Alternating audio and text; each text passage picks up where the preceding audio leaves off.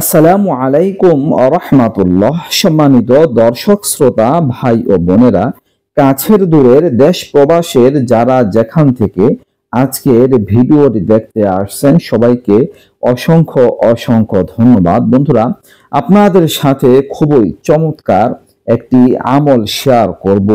খুবই গুরুত্বপূর্ণ একটা আমল। যদি আপনি অভাবের মধ্যে থাকেন, টাকা পয়সা জনিত সমস্যায় থাকেন, অর্থনৈতিক সমস্যা আপনার জীবনে আছে, আপনার ঘরে আছে, এই আমলটা যদি করতে পারেন অভাব আপনার জীবন থেকে চলে যাবে। আপনার জীবনে আপনার ঘরে ইনশাআল্লাহ সুখের বরকতের ফয়সালা হবে। এই আমলটা খুবই কার্যকরী।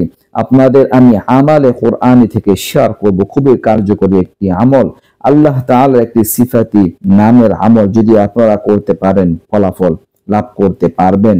বন্ধুরা, হাদিসের মধ্যে বলা হয়েছে বান্দারা যখন সেজদায় থাকে আল্লাহ তাআলার সবচেয়ে নিকটে থাকে। তো সেজদারত অবস্থায় আপনাদের এই আমলটা করতে হবে। বন্ধুরা, আপনারা শেষ রাত্রে ফজরের আগে আগে সেজদা অবস্থায় একটা সেজদা দিবেন। সেজদায় থাকা অবস্থায় প্রথমত 3 বার তাসবিহ পাঠ করবেন, সুবহানা রব্বিয়াল আ'লা, সুবহানা রব্বিয়াল আ'লা, সুবহানা রব্বিয়াল আ'লা 3 বার পাঠ করবেন। এরপরে এই নামটা হচ্ছে আস-সমাদু। হামজা সদ জবর আস, সদ জবর স, আস মিম জবর মা, আস-সমা দাল পেশ দু, আস-সমাদু। বন্ধুরা, এই নামটি আপনারা সেজদারত অবস্থায় 125 বার পাঠ করবেন। 125 বার সেজদারত অবস্থায় আপনারা পাঠ করবেন। যদি ভুলে দু একটা কম বেশি হয়ে যায় সমস্যা নেই, চেষ্টা করবেন 125 বার পড়তে। আর আপনারা ধীরে ধীরে যেভাবে গণতে সুবিধা হয় মনে মনে আপনারা গনে গনে এই নামটা 125 বার পাঠ করলে ইনশাআল্লাহ আল্লাহ তাআলা আপনাকে মাখলুকের প্রতি অমুখাপেক্ষী করে দিবে।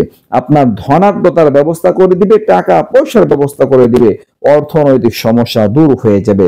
দর্শক, আপনারা এই আমলটা করে যাবেন, কিছুদিন করবেন, ইনশাআল্লাহ 3 দিন বা 7 দিন করবেন, ফলাফল নিশ্চয়ই দেখতে পারবেন।